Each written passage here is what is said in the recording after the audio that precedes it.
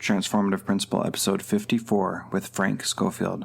Welcome to Transformative Principal, the show where we learn every week from a leader who's making a difference, how to become better, and improve our schools. I'm your host, Jethro Jones. You can find me on Twitter at Jethro Jones. You can find great resources and the show notes at transformativeprincipal.com. Last week I told you about the new product on my website, the communication cards, and many of you have gone and downloaded that. Thank you so much for your support. Some of you have even not used the coupon code Transformative to get them for free, and I really appreciate your support there as well. One thing that I've learned from doing these interviews with these amazing principals is that open, honest communication is absolutely vital to being successful. For whatever reason, people are sometimes nervous to talk to us, and it's so important for us to be able to combat that with making it easy for them to talk to us. I was talking to a teacher that I worked with last year who's now in a coaching role, and she talked about how that open, honest communication that she and I worked so hard on over the 3 years that I was working with her made it so that she knew how to talk to people herself. And she said that at first it seemed kind of uncomfortable stating so clearly what the purpose of a conversation was, because we just don't do that.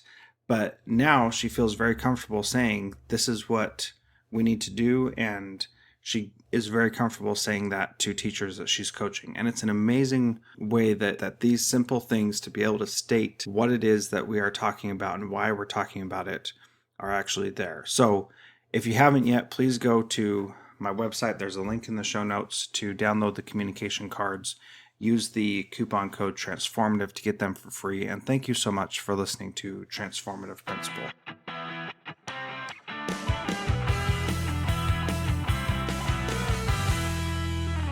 Let's change gears a little bit and talk about your behavior data that you posted. I know you guys are you still using Educator's Handbook to collect all your referrals and data? We're not. We went just to Skyward. Okay. For your listeners, Educator's Handbook was a data collection and organization tool we used for tracking our office referrals. The reason we moved away from it, because it was great and it was very accessible for teachers, and it was a very useful tool for pulling reports and looking at data over time. Mm-hmm. The reason we moved away from it was we would put information into Educator's Handbook, and we'd only use Skyward, which was our data student information system, for safe school violations and stuff like that. The problem was, because Data Dashboard, which you're familiar with, Jethro, would only pull information from Skyward, the totals of number of office referrals and number of discipline incidents that the district was seeing was not accurate. Mm-hmm. So in terms of, for example, Rob Richardson and EBL being able to pull reports, or for Alan Whitmore to be able to look at our data and get an accurate picture of what actually was going on behaviorally, mm-hmm. using Educator's Handbook was making that more difficult. So what we decided to do is we said, you know what, we like Educator's Handbook for what it does, but we have to make sure the district is getting good data as well, because we've got to show what we're doing, and we need to make sure that as we look at things like hearings and intervention supports, etc., that we're communicating as clearly as possible with other district departments. So we made the decision to just go with Skyward. Mm-hmm. Okay. So that means you've been logging. Last November, you logged almost 500 office discipline referrals in Skyward. Is that right? Yes. That is a lot, Frank. It is. So I can see why you're so excited. I can see why you're so excited that you were able to reduce that by so much. What was your total for this last November? This last November, we had 140. So that's a huge decrease, and that is really amazing and something to be proud of. Talk about how you guys did that. Well, the first thing we did is last year we spent a ton of time developing basic systems for behavioral support. there hadn't previously been, really clear school-wide behavioral expectations. So we really started at the ground floor with in implementing positive behavior and intervention supports. Mm-hmm. We started with what are school-wide behavioral expectations going to be? What are those going to look like at the classroom level? And how are we going to make sure those are clear? What are we doing to reinforce appropriate behavior? Mm-hmm. What will our systems be for responding appropriately to inappropriate behavior? What are the guidelines going to be for how do you know when to send a student to the office? What's a major versus a minor? When students do get sent to the office, what's the procedure going to be here so we're consistent with kids? We as an administrative staff all went and got trained on administrative intervention so we could use that consistently when kids were sent to the office. So really it was a whole bunch of trying to cram as much of the foundational pieces of PBIS into Mm-hmm. 1 year as you could. Gotcha. That's what it was.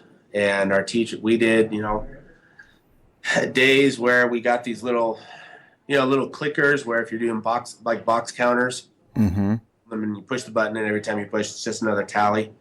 We bought those for all the staff and we would do clicker days where we would say, hey, everybody's got your clicker. Today we want you to keep track of every positive piece of feedback you give students. So you're tracking your positive interactions and we just report those out on a Google Doc and say, hey, this is how much we did this year. Mm-hmm. And the focus really wasn't saying, look, this is how much we did this year. The focus was getting people to think about how consistently am I giving students positive feedback. Yeah. See, some teachers had, 130 clicks during the day, and you'd see other teachers that had 21.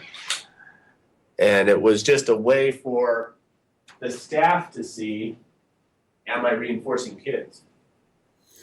Yeah, that's pretty awesome. And that's so important too. We use those things that are called motivators, which have the little timer. And then every time the timer hits 0, then it vibrates on your hip and you then should be giving a positive comment to a student in your class. Right. So I like the idea of the clickers, and that's probably a little less expensive than the motivators that were like $65, $75 a pop, which was quite a bit. It's way less expensive than the motivators, and we use those because we have to use them as part of our part of our teacher evaluation system. I actually found some little exercise timers that you can program for intervals, and they're like a third the price of the motivators. Are those the gym bosses? Yes, they are. Yeah, we found those too eventually. There you go. I'm like, I'll spend that money on them. Yeah. I can't buy motivators for 50 people. Yeah. There's an app on the iPhone called the Interval Timer. And it does the same thing. Takes a little bit of setup to get it set up all right, but then once you have that, you can let it run, virtually all day, and it just buzzes in your pocket, which may be more annoying for some people, but it's another way to do that same thing. Right. So talk a little bit about the administrative intervention, because that's a really powerful way to deal with kids who are sent down to the office, especially when they're escalated, and tell people more about that. Yeah, administrative intervention is based on the research and practices that came out of Boys Town. Mm-hmm. So it's part of their discipline model. And it's really cool because one of the great things that it does is it focuses on, and it teaches kids the idea that when we behave inappropriately, we damage relationships. So part of fixing the behavior is learning how to repair the relationship. So when it starts, the first thing you do is kid gets sent to the office, and you have to do a basic, I guess you could say, you accept them into the office, and the first thing you're trying to do is just get to basic compliance, which means they have to, what we generally do, they have to sit in a chair, feet on the floor, hands in their lap, looking at me in the eye. So we do things just to get them to that point. And if they're resistant, Then we do things like verbal tracking, which is, Johnny, right now you're sitting with your legs crossed, leaning back in the chair. What I need you to do is sit straight up, put your feet on the floor, and put your hands in your lap, please. And they don't respond. And you say, Johnny, I really appreciate how you're sitting in the chair. What I need you to do right now is put your feet on the floor and sit straight up, please. And you just keep, every 25, 30 seconds or so, you reinforce them whenever they do anything positive. Mm-hmm. And then you just keep reflecting back what they are doing and what you need them to do. Johnny, right now, you know what? Right now you're yelling. What I need you to do is sit up straight, put your feet on the floor, put your hands in your lap, and listen. Keeps talking. Johnny, right now you're talking. What I need you to do right now is put your feet on the floor, sit up straight, and put your hands in your lap. And it's interesting because the reflecting part, saying what they're doing, helps keep you calm because you're not arguing with them. Mm-hmm. And you're not trying to talk over them. You're just reflecting, hey, this is what you're doing. This is what you need to be doing. This is what you're doing. This is what you need to be doing. And as soon as they do one of the things you want them to do, you immediately recognize it, praise it, and then clarify what they need to do next. Mm-hmm. Once you have them calm down, you go and talk to the teacher. You don't ask the student their side of the story. You get a commitment from them that they will wait here in the office. And then you go talk to the teacher. And there are other little pieces that come in here as well. But you get the story from the teacher. So you find out what happened and what needs to happen. Then go back to the office, tell the student that you found out what happened. Talk about what you need to practice. So you identify what's the deficient skill. Is it following instructions? Is it expressing concerns appropriately? What is it? And there can be any list of things that you do. But then that skill is divided into 3 steps. For example, most of the time, the issue with kids is they need to follow directions appropriately. So we tell them when a teacher gives you direction, you need to look them in the eye, say, okay, and do what they ask. So we have them repeat back what are the steps, and then we practice it. So we have them practice it with little things like, please cross your left leg over your right leg. Please put both feet on the floor. Please stand up behind your chair. Please fold your arms. Please put your hands at your side. And we tell the kid, these are going to feel kind of silly, but we're practicing this because this is what's going to help you be successful in the classroom, your ability to follow directions. And you go through that same type of process regardless of what the skill is. Mm-hmm. You practice the skill, you reinforce them when they get it, and then you say, okay, now, before we go back to class, it looks like you've got the skills now to be successful, which is great. Before you go back to class, though, we have to apologize to the teacher. And the apology we teach them, it has specific steps. You look the person in the eye, you say their name, say what you're sorry for, what are you going to do in the future, and then you ask permission to come back to class. And then you practice the apology with the kids. You have them practice it sitting down, they practice it standing up. And they have to get it right before they're allowed to go back and apologize to the teacher and ask for permission to come to class. And the teacher has to accept the apology and give them permission to come back to class before they're allowed to. So it does require training the teachers on this, because if you've done a ton of work getting the kid calmed down, mm-hmm. getting the kid compliant, practicing the skill, practicing the apology, they deliver the apology appropriately, and then the teacher tries to then give them a lecture, mm-hmm. or makes their return to class conditional upon something, you've just lost a whole bunch of time. Right. So teachers need to understand that when you bring the student up to deliver the apology, you are the one that determines whether the apology was appropriate. Right. If you don't say anything, the apology was appropriate, and the teacher's job is to accept the apology and bring the student back into class. Mm-hmm. So you do have to clarify that, because otherwise everything that you've done to try to rebuild those bridges between the student and the teacher just swiped away. Mm-hmm. Absolutely. It does require doing some training there and letting people know this is not time for you to lecture the kid. This is not time for you to comment on anything. This is time for you to say, Thank you. I appreciate the apology. I would be happy to have you back in class. Come on in. Mm-hmm. That's what you said. So if the way what I'm hearing is if they send a student down to the office, then they have given up anything besides saying thank you and welcome back to class, right? Yeah, they don't get to determine how long they're there for. They don't get to determine what the consequence is. If they're sent to the office, it is now an administrator issue. Mm-hmm.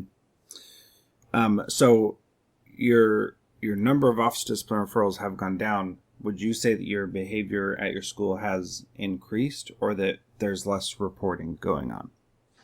I would say the positive behaviors improved for a couple of things. I mean, administrative intervention has provided consistency when we did have students sent to the office. The other thing that we've gotten better at is this year we have a consistent process and flow chart for providing behavioral interventions for students. And we tell teachers, if you've got a student who's struggling behaviorally, here's what we want you to start with. And if that's not working and you're still having problems, then here are the tools that we want you to use.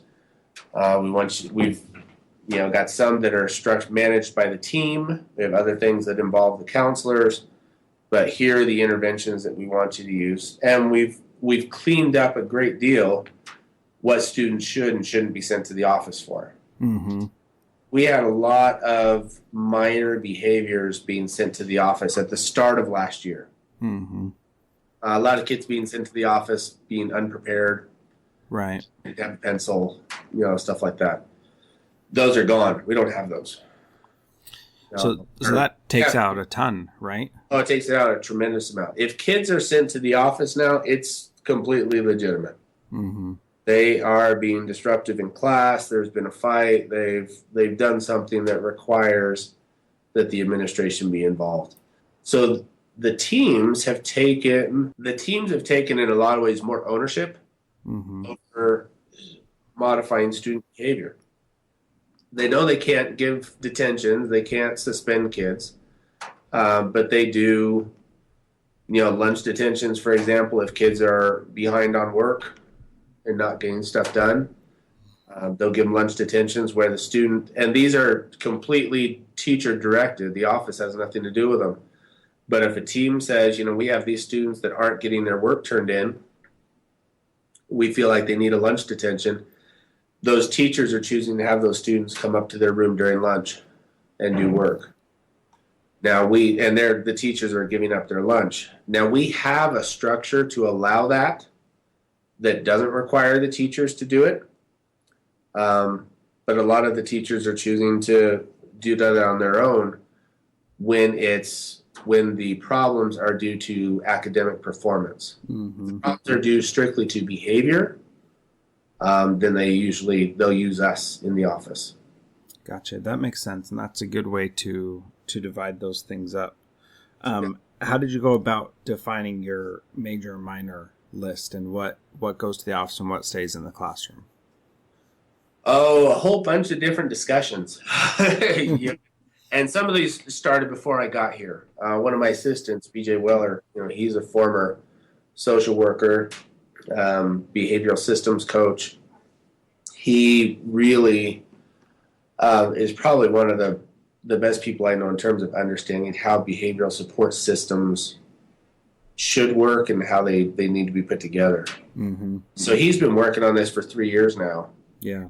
Having those discussions with teachers, what's a major and a minor.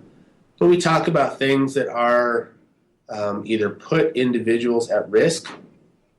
What are things that create unsafe environments, either physically unsafe or emotionally unsafe.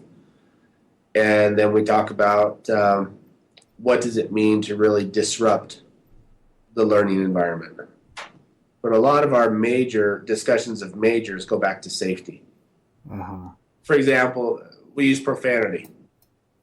A lot of our students, come from backgrounds where using profanity freely and frequently is accepted. Mm-hmm. try to teach them is, if we're preparing you for professional success in the workplace and in careers, you got to learn that certain language is appropriate and certain language isn't. So here at school, we don't use that language.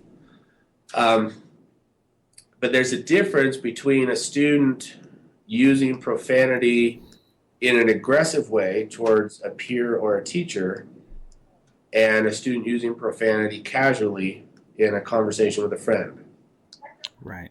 The aggressive use of profanity, we say that creates an unsafe environment because that's either causing someone to feel physically unsafe if they're worried that it's going to lead to a fight, or it can, at minimum, cause them to feel emotionally unsafe because someone is speaking to them aggressively. So in that situation, if profanity is being used in an aggressive way, then we would say send them to the office. That's a referral. Mm-hmm. If it's two friends who are talking in the corner about something they did this weekend, and one of them blurts out a profanity, we say that should be addressed, but that should be addressed through your classroom behavioral supports as opposed to the office. So there's a gradation of responsibility based on what's the severity of the behavior. Mm-hmm. Yeah, and it sounds like it's very logical. That profanity, when I taught there, that was a big issue that that kids should never use any profanity at all, which I agree with. I don't think any adult should either, but but that's but that was a thing that was a big point of emphasis that was made a lot of people frustrated and bothered, and being able to clarify whether a kid is just telling a story about what happened this weekend and uses profanity, which is not really hurting anybody, versus saying something really bad to a teacher. There's definitely a difference there, and it's good that you're addressing that so that I imagine that your teachers feel very supported in that area, and that if a kid continued using profanity in a non-aggressive way, that would also equate an office referral. Is that correct? Yes, because then it would be a non-compliance issue. Right. So if the teacher says, hey, we don't use language in the class, and the student starts to argue with the teacher, Mm-hmm. now that's a different behavioral issue. That is disrupting the learning environment. Depending on how they're arguing, it could be creating an unsafe environment as well. Mm-hmm. So, yes, that's an office referral. So then when those office referrals happen and you do the administrative intervention, that takes a lot of time, right? It does. And hopefully that time is spent well enough that those students don't repeat the offense, or at least repeat it, think about it more before they do it, and maybe pick their battles a little bit better in the future. How is the frequent flyer part, the kids who come down repeatedly for the same issue? How big of an issue is that at your school right now? We have frequent flyers, but the number keeps shrinking. What we saw, the first thing we saw with administrative intervention is your frequent flyers. The first couple times you do it, yes, it takes a long time. It does. There's no other way to say it. It takes a long. But then the third time they're in here, and they realize you're saying exactly the same things you were saying before, and you're following the same process you were before, they're like, oh my goodness, really? You're going to make me do this again? I'm like, yeah, we got to do this. They start to figure it out, and they learn the process, and they can move through it pretty quickly. Mm-hmm. So then if you've got a kid that just turns it into a joke, well, you've got a different disciplinary issue now. Uh-huh. So you do have high flyers for whom administrative intervention is not the fix. Right. You need to have graded levels of support and consequences. So we started putting in, for our really high flyers, we started putting in level systems. Mm-hmm. Where students would, you'd start on a level 1 or a level 2, for example. Level 2 is you don't get passing time with your friends. When the bell rings to start class and the halls are empty, you then have 3 minutes to walk to your next class, 4 minutes to get to your next class, and you're not kind of tardy. You don't get to have lunch with your friends. You have to eat lunch in the office. Basically, they have limited freedom. Mm-hmm. Say, you know what? When you have demonstrated you can be responsible and follow school rules as evidenced by, and you've got a behavior tracker with specific goals set, then you get to move to level 3, which is where now you get your passing time back and you get your lunch time back. And when you have X number of days of success on level 3, then you get to move to level 4, which is where you're earning additional privileges. Maybe you get front of the line passes in lunch. Maybe you get to go to lunch 5 minutes early with a friend. Maybe you get to, candy bar, video game time, and whatever incentives work for that student. Mm-hmm. The key to the level system, and then you can also go down. Level 2 is, we said level 2 is the limited freedom. Level 1 is in school suspension. You're here in the office all day long. And then if you get removed, that's a level 0 if you get it suspended out of school. But you have very strict guidelines. And they say if you spend X number of days, let's say you've got 3 days, and to move up to the next level, you have to score 21 points on your tracker. And you have 3 days in a row of 16 points or lower, you're dropping down to level 1. You have to, you're constantly moving in one direction or the other. Uh-huh. So kids don't have time to stagnate. Mm-hmm. Level. It's either, look, your behavior is either improving and this is what you earn, or your behavior is not and this is the consequence. And it's one direction or the other. And we had, you only want to do that with your very high flyers, because it is time intensive. The administrator has to meet with the student at the start of school every day, has to meet with them at the end of school every day. It's a check-in, check-out thing. Mm-hmm. And it's a very detailed tracker. But every student we did that with made improvement. And we were talking about several kids who were court involved, gang involved, etc. Every single one of them made progress. Some of them took longer to make progress. They had a lot of level drops. I'm sorry, you're back down to level 1. You started cussing at the teacher. You got removed from class, so you're back down to level 1. But everybody we did it with made improvement.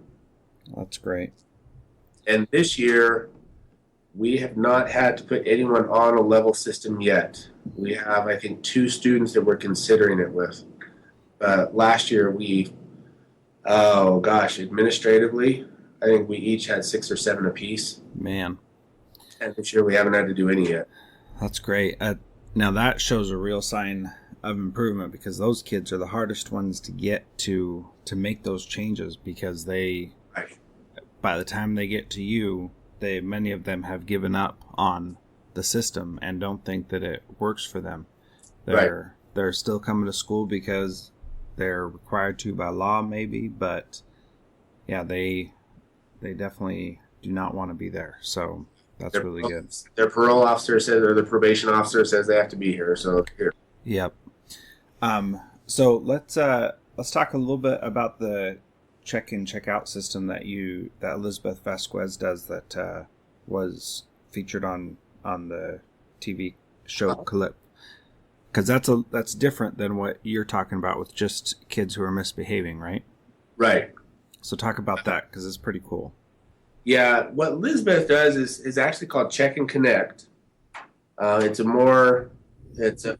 shouldn't say a more structured program, but it's more comprehensive.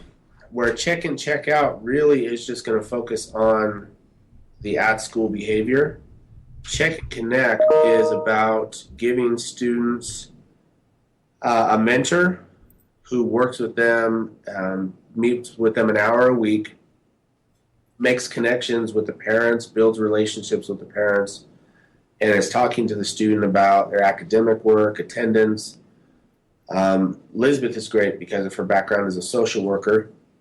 She's able to tie students and parents into some outside resources. But the Check and Connect is used for very high flyers who are having problems in and out of school. That's who we refer to it. Mm-hmm. So really, it's about developing that mentoring relationship. The goal is to have students work with that mentor for 2 years, so to develop that mentoring relationship and support students through a variety of decisions they need to make. Mm-hmm. That's great. And one thing that I love about what you're doing is that you are looking at the whole situation. It's not just math, and it's not just behavior, and it's not just outside of school issues. You're really trying to bring all of that together and find ways to help kids in whatever way they really need it. And it's awesome that you have resources to help you do that. That people are in your buildings and the district is supporting you and all that kind of stuff. That is so valuable and can't be overlooked, because it is about more than just, reading, writing, arithmetic. It's about educating the whole child, and you're really showing that in a very profound way, and the data is reflecting that as well.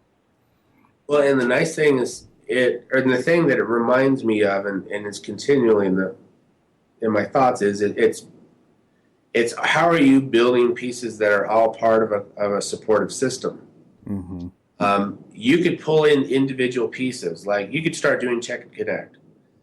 And if you didn't have the basic support system, and you know this, is if you try to do a tier 3 intervention before you've got tier 1 in place, your intervention is going to fail. Right. Because you don't have the foundational pieces in place. If we had not been able to do the things that we did last year with tier 1 behavioral support, school-wide expectations, school-wide systems for reinforcement and consequences, check and connect would not have helped with Right. it. Because it wouldn't have had something to plug into. Level systems alone won't fix things. Administrative intervention alone doesn't fix things. It has to be part of a scaffolded and consistent system that goes from point A to point B, or point A to point Q, Mm-hmm. and recognizes how all these pieces have to fit together. So that you bring up a very good point. It's been wonderful that we've been able to get some support like that, to run some specialized programs that really hit those students whose needs are beyond what you can do just as a regular school. We all have a handful of kids who do have some specialized needs. Mm-hmm. The trick is to first put all that stuff in place that you can, to weed out the truly specialized needs. Yep. And which kids can be addressed by just general tier 1 stuff. And even our kids who are on the check and connect, if we didn't have our tier 1 supports in place, there are all sorts of other problems they would be having.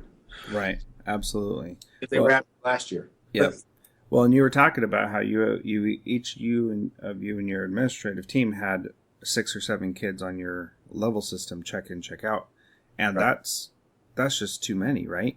I mean, oh yeah, that was definitely you guys not having everything in place yet, and trying to use a Band-Aid to fix that, and that's evidenced by the fact that you don't have anybody, even those same 18 kids that were on your check in, check out last year.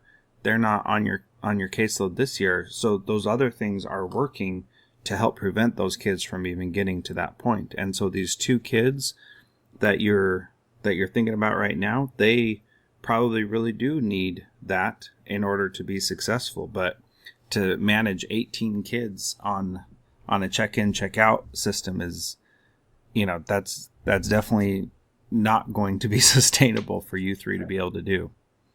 Right.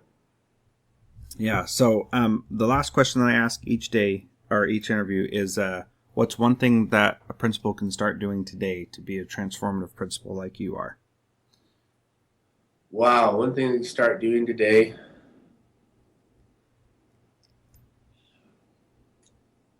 bringing in groups of people to have the discussion and make changes. Using teams. Use teams.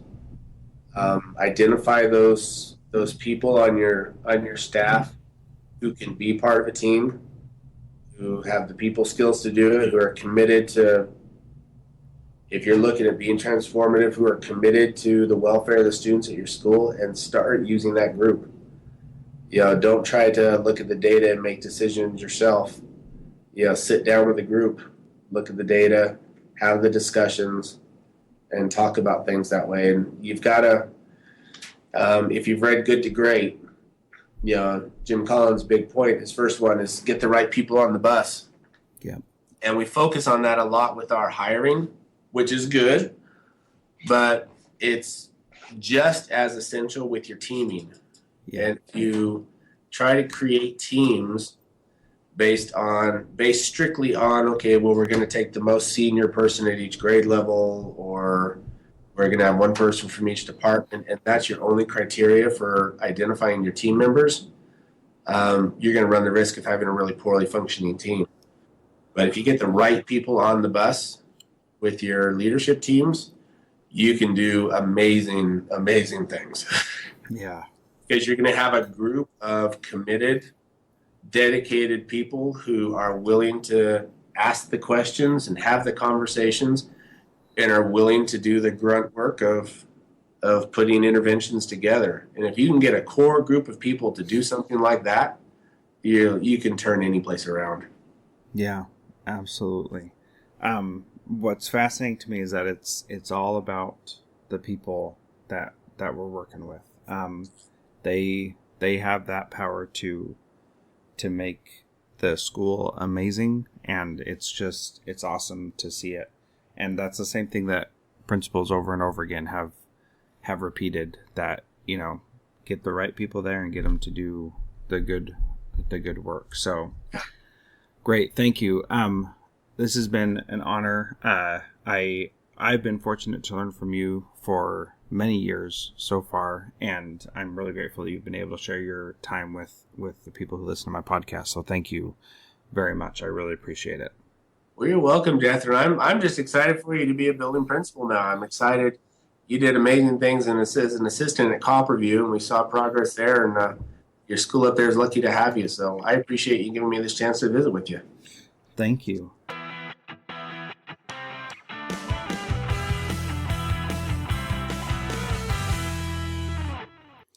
Thank you so much for downloading and listening to this podcast. Please subscribe in iTunes or Stitcher, and please feel free to give us a rating on Stitcher Radio or on iTunes so that we can help spread the word about how much we're learning in this podcast. Thank you so much for listening. You can find me on Twitter at Jethro Jones.